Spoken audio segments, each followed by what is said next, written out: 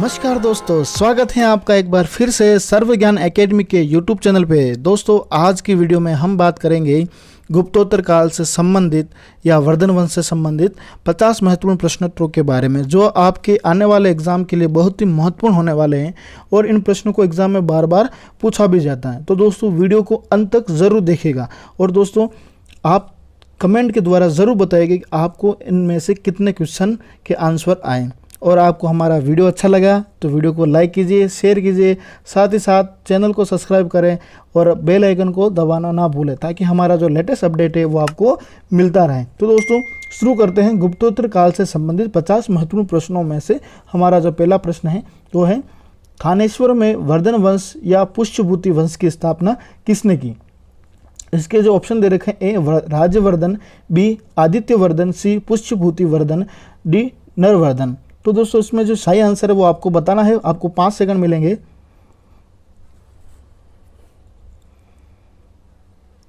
इसका जो दोस्तों सही आंसर है वो है पुष्यभूति वर्धन वंश। थानेश्वर में जो राजवंश वर्धन था, वर्धन वंश, इसकी जो स्थापना की किसने की? पुष्यभूति वर्धन वंश ने।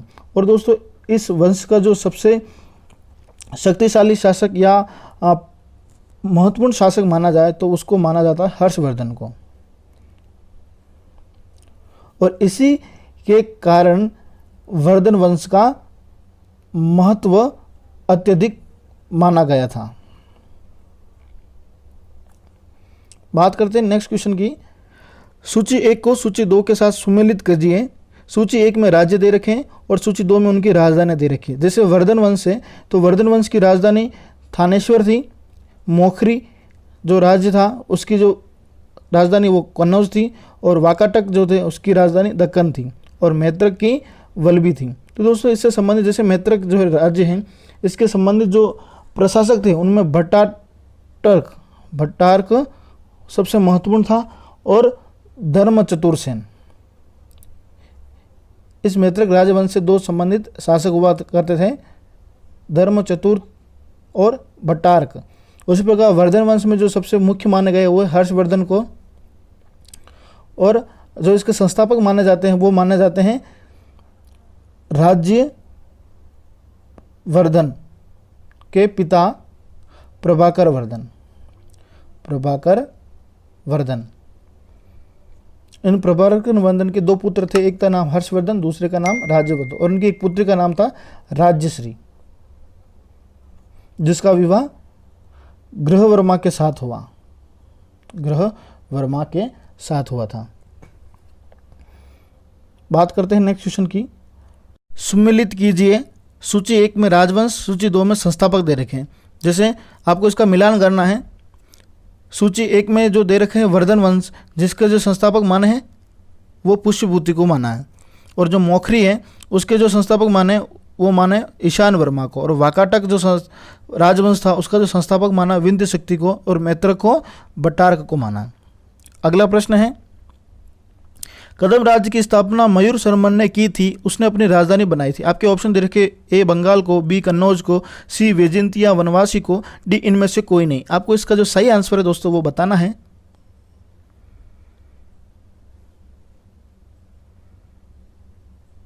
इसका जो सही आंसर है दोस्तों वे वैजयंती या वनवासी को इन्होंने अपनी राजधानी बनाया था कदम राज्य की। अगला प्रश्न है, निम्नलिखित में वह अंतिम बौद्ध राजा कौन था जो संस्कृत का महान विद्वान और लेखक था? आपके ऑप्शन दे रखा, ए कनिष्क, बी अशोक, सी बिंबसार, डी हर्षवर्धन। तो दोस्तों, इसका आपको सही आंसर बताना है।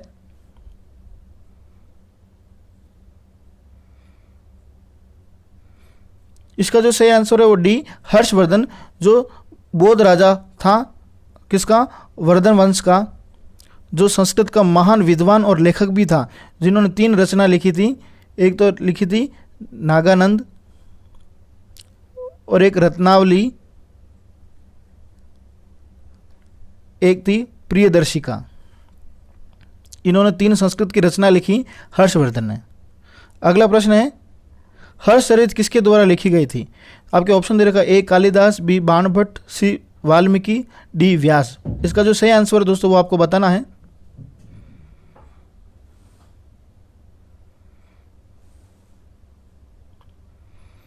इसका जो सही आंसर है दोस्तों वो है बाणभट्ट बी, क्योंकि हर्षचरित के जो रचनाकार बाणभट्ट को माना है, तो हर्षवर्धन के शासनकाल में ये वहाँ के कवि हुआ करते थे, संस्कृत के कवि। कौन? बाणभट्ट, जिनकी रचना हर्षचरित में हर्षवर्धन का संपूर्ण जीवन के बारे में वर्णन किया गया है। अगला प्रश्न है, हर्षवर्धन के समय में कौन सा चीनी यात्री भारत आया था? आपके ऑप्शन दे रखे ए फाहयान, बी इत्सिंग, सी मेगास्थनीज, डी हेवनसांग। तो आपको इसका सही आंसर बताना है दोस्तों।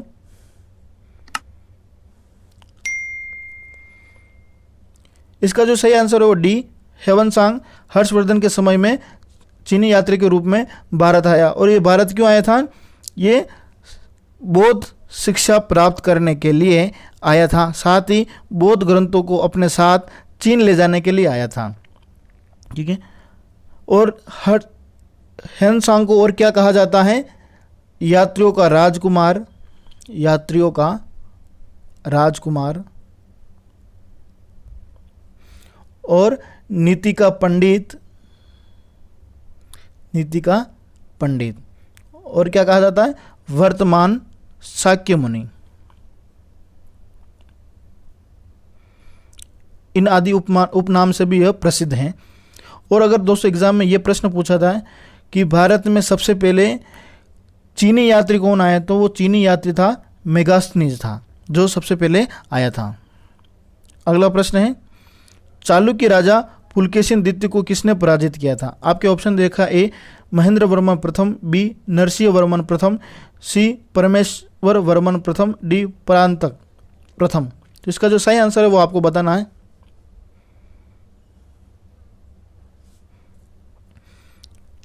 इसका जो सही आंसर दोस्तों वो बी नरसिंह वर्मन प्रथम ने चालुक्य राजा था पुलकेशिन द्वितीय को हराया था।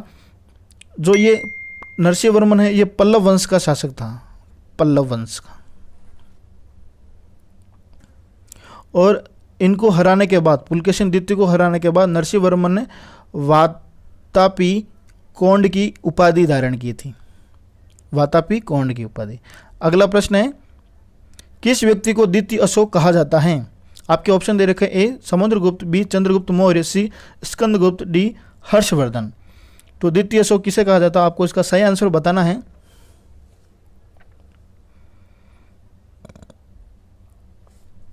इसका जो सही आंसर है दोस्तों वो है डी हर्षवर्धन को द्वितीय अशोक कहा गया है। अगला प्रश्न है, बाणभट्ट किस सम्राट के राज दरबारी कवि थे? ऑप्शन देखा ए विक्रमादित्य, बी कुमारगुप्त, सी हर्षवर्धन, डी कनिष्क। तो दोस्तों बाणभट्ट की रचना है हर्षचरित। तो हर्षचरित में राजा हर्षवर्धन का वर्णन किया गया, तो ये हर्षवर्धन के दरबारी कवि थे। तो इसका सही आंसर है हर्षवर्धन। अगला प्रश्न है, हर्ष व पुलकेशिन द्वितीय के मध्य हुए संघर्ष की जानकारी कहाँ से मिलती है? तो इस ऑप्शन दे रखा ए अहल अभिलेख से, बी बंसखेड़ा अभिलेख से, सी हाथी गुम्फा अभिलेख से, डी हेवनसांग के वर्णन से। तो आपको इसका सही आंसर क्या होगा वो आपको बताना है।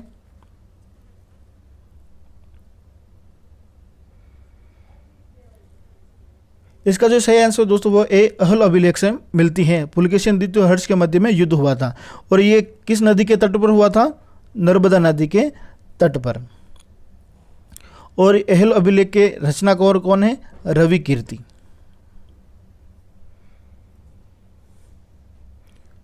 अगला प्रश्न है, प्रतापशील हुण हरिण केसरी महाराजाधिराज नामक उपाध्याय निम्न में से किसकी थी? ऑप्शन दे रखा ए नरवर्धन, बी प्रभाकर वर्धन, सी आदित्य वर्धन, डी राज्यवर्धन। तो दोस्तों आपका इसका सही आंसर क्या होगा वो बताना है।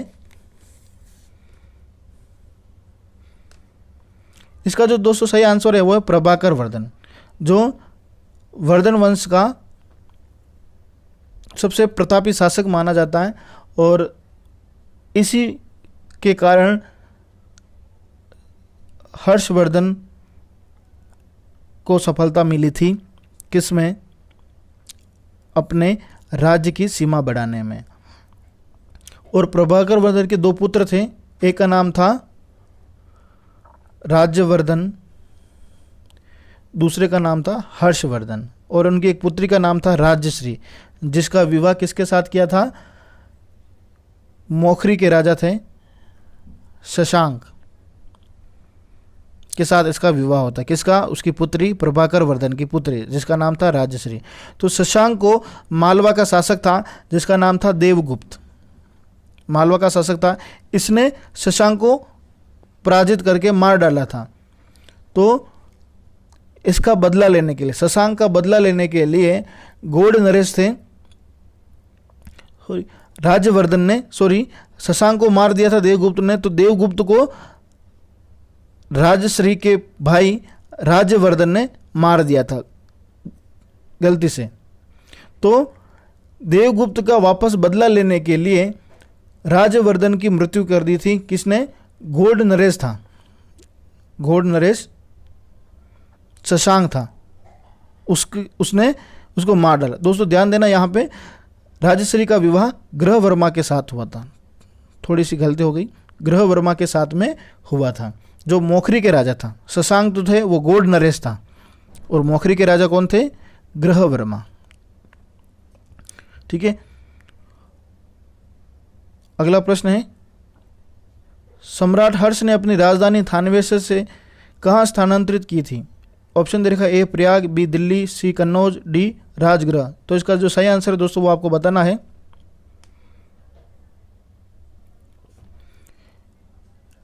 इसका जो सही आंसर है दोस्तों वो है कन्नौज। थानेश्वर के बाद में राजा हर्ष ने अपनी राजधानी कन्नौज को स्थानांतरित कर दी थी। अगला प्रश्न है, शकलोत्तर पथनाथ किसे कहा गया? ऑप्शन दे रखा है, ए कनिष्क, बी हर्षवर्धन, सी प्रभाकर वर्धन, डी राजवर्धन। तो इसका जो सही आंसर होगा वो आपको बताना है।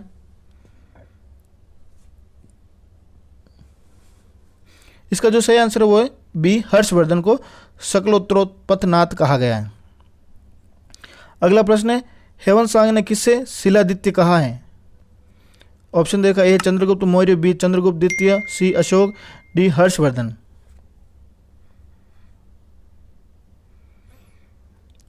इसका जो सही आंसर है वो है हर्षवर्धन को। अगला प्रश्न है, गुप्त वंश के ह्रास के पश्चात उत्तर भारत में बड़े बाग का पुनर्गठन किसने किया? इसका आपको 200 सही आंसर बताना है। आपको 5 सेकंड मिलते हैं।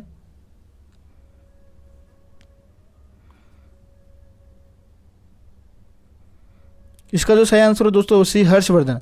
गुप्त वंश के बाद में 5 राज्य स्थापित हुए थे, जिनमें एक का नाम था मैत्रक राज्य, जिसका स्थान माना जाता वल्लभी, जिसके जो शासक थे प्रमुख वो थे भट्टारक। दूसरा था मोखरी, जो कहाँ था? कन्नौज में, और जिसके शासक थे हरि वर्मा और ईशान वर्मा और सर्ववर्मा। तीसरा था पुष्यभूति, जिसे वर्धन वंश भी कहा जाता है, जिसका स्थान था थानेश्वर,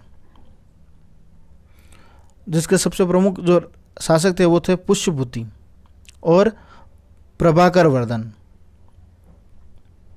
फिर राज्यवर्धन, फिर हर्षवर्धन, फिर था परवर्ती गुप्त, जिसकी राजधानी थी मगध या स्थान, जिसके राजा थे महासेन गुप्त।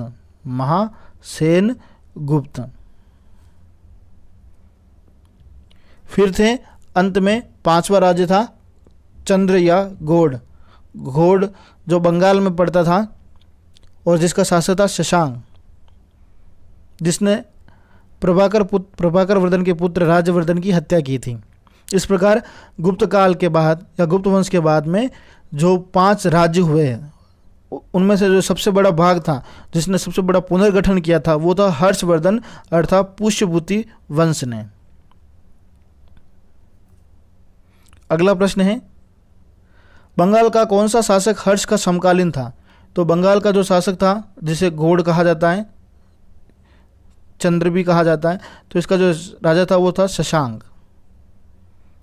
अगला प्रश्न है, चालुक्य शासक पुलकेशिन द्वितीय ने किस नदी के किनारे हर्षवर्धन को परास्त किया था? इसका दोस्तों आपको सही आंसर बताना है।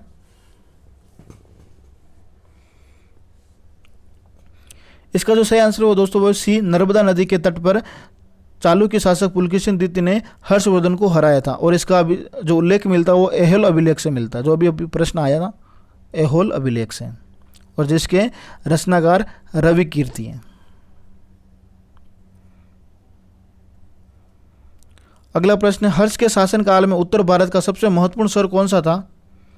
तो हर्ष के शासनकाल में जो उत्तर भारत का जो सबसे महत्वपूर्ण शहर माना जाता है वो कन्नौज को माना जाता था। अगला प्रश्न है, हर्ष की आत्मकथा किसने लिखी थी? आपको इसका सही आंसर बताना है।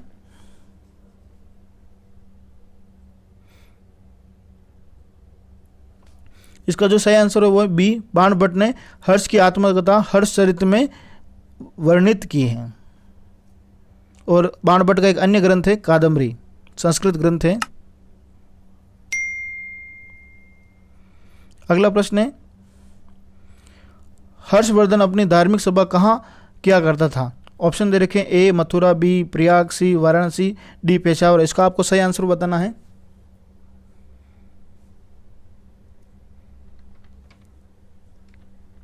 इसका जो सही आंसर है वो प्रयाग में। हर्षवर्धन अपनी धार्मिक सभा प्रयाग में करता था, और हर्षवर्धन हर 5 साल में अपनी धार्मिक सभा का आयोजन करता था। और छठी समारोह में, अर्थात जो समारोह होता धार्मिक सभा, उन छठी सभाओं में चीनी यात्री ह्वेनसांग आया था। इसका वर्णन मिलता है।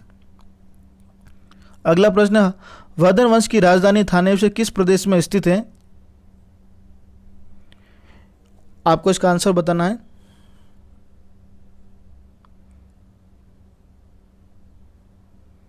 इसका जो सही आंसर है वो हरियाणा के कुरुक्षेत्र में पड़ता था। प्राचीन नाम कुरुक्षेत्र, जो वर्तमान में थानेश्वर कहलाता है। अगला प्रश्न है, हर्षवर्धन की बहन राजश्री का विवाह किसके साथ हुआ था? आपको इसका सही आंसर बताना है।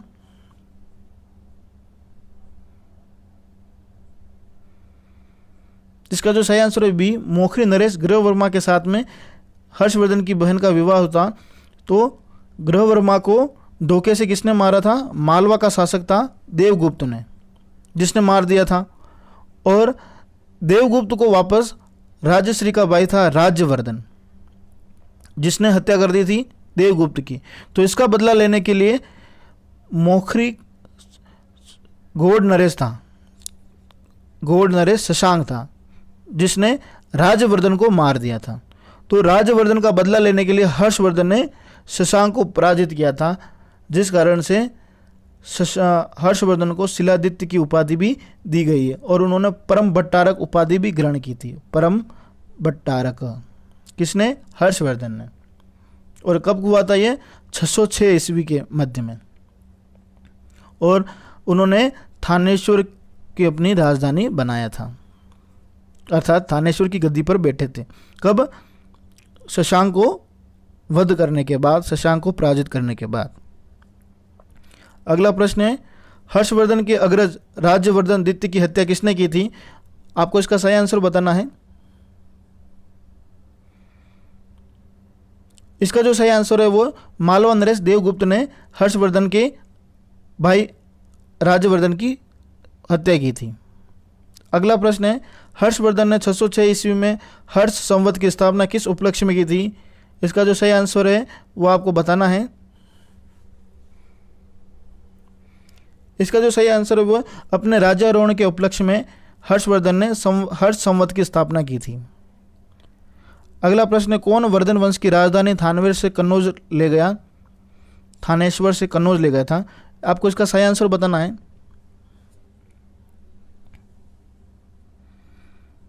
इसका जो सही आंसर है वो हर्षवर्धन जो थे, जो थानेश्वर से कन्नौज अपनी राजधानी स्थानांतरित की थी। अगला प्रश्न है, कन्नौज किस प्रदेश में स्थित है? इसका जो सही आंसर है दोस्तों वो है यूपी, अर्थात उत्तर प्रदेश में कन्नौज स्थित है। अगला प्रश्न है, ह्वेनसांग की भारत में यात्रा के समय सूती कपड़ों के उत्पादन के लिए सबसे प्रसिद्ध जो नगर था वो आपको बताना है इसका आंसर के रूप में। इसका जो सही आंसर है वो है बी, मथुरा। ह्वेनसांग के समय में भारत का समय में सूती कपड़ों के उत्पादन में सबसे प्रसिद्ध नगर माना जाता मथुरा। अगला प्रश्न, कवि बाणभट्ट निवासी था? इसका जो सही आंसर है वो आपको बताना है। इसका जो सही आंसर है वो थानेश्वर। कवि बाणभट्ट थानेश्वर का निवासी माना जाता था। नागानंद का रचनाकार कौन था? इसका जो सही आंसर है वो है हर्षवर्धन। नागानंद का रचनाकार हर्षवर्धन को माना जाता। उन्होंने 2 अन्य ग्रंथ भी लिखे, प्रियदर्शिका, नागानंद प्रियदर्शिका और रत्नावली। अगला प्रश्न है, सम्राट हर्षवर्धन ने 2 महान धार्मिक सम्मेलनों का आयोजन किया था। कहाँ किया? आपको इसका आंसर बताना है।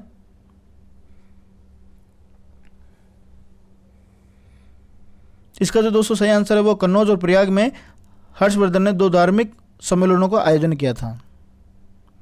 अगला प्रश्न है, नागानंद रत्नावली प्रियदर्शिका नाटकों के नाटककार थे। इसका जो सही आंसर है वो डी हर्षवर्धन थे। अगला प्रश्न है, गुजरों को किस शासक ने पराजित किया था?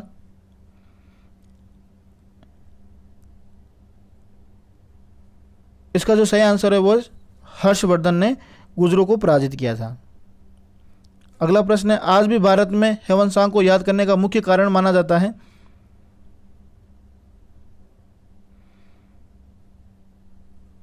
इसका जो सही आंसर है वो सीयूकी की रचना के कारण आज भी ह्वेनसांग को भारत में याद किया जाता है। अगला प्रश्न है, हर्षवर्धन के विजयी जीवन में एकमात्र पराजय देने वाला पुलकेशिन द्वितीय कहाँ का शासक था? इसका जो सही आंसर है वो ए वातापी या बादामी का शासक था। हर्षवर्धन ने अपनी पुत्री का विवाह वल्लभी नरेश से किया, जो कि उसका एक बड़ा कूटनीतिक उपलब्धि थी। वल्लभी नरेश का नाम था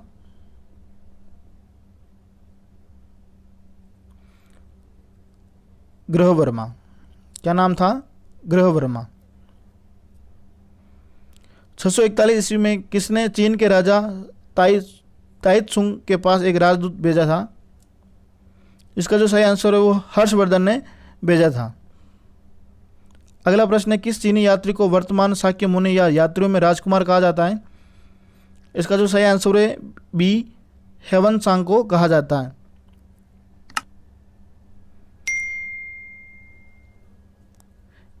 यहाँ पे दोस्तों क्या है? ह्वेनसांग। ह्वेनसांग के समानार्थ एवं महान यान धर्म के प्रचारक हर्षवर्धन ने कहाँ महासभाओं का आयोजन 643 ईस्वी में कराया था?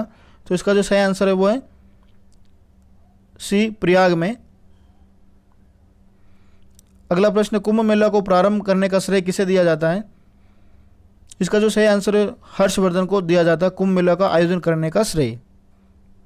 अगला प्रश्न, नर्मदा नदी पर सम्राट हर्ष के दक्षिणावर्ती अग्रगमन को रोका था, अर्थात सम्राट हर्ष ने जब दक्षिणावर्ती पर कब्जा करने के लिए सेना भेजी तब वहाँ पर रोकने वाला उसको कौन था?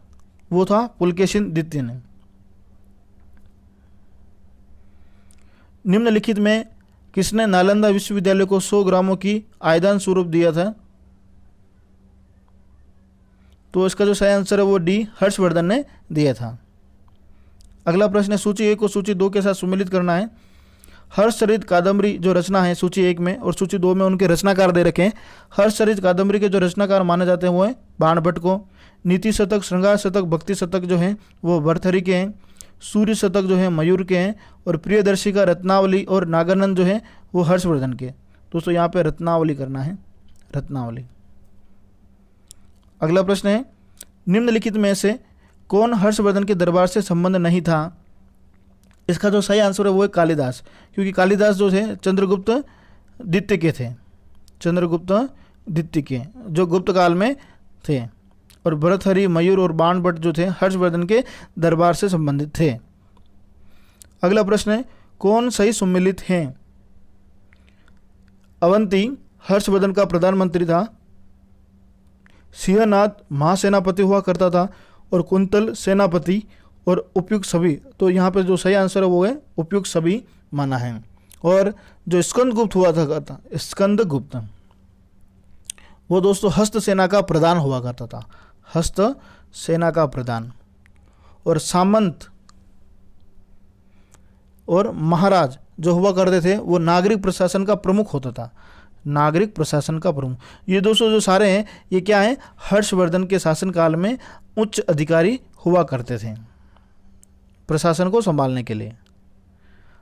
अगला प्रश्न है, किसका कथन है कि भारत के लोग गर्म मिजाज के हैं, उन्हें जल्दी गुस्सा आता है परंतु ईमानदार होते, भारतीय स्वच्छता प्रेमी हैं? तो दोस्तों इसका जो सही आंसर है वो है हेमंत सांग ने कहा था। अगला प्रश्न है, अग्रहार का अर्थ होता है?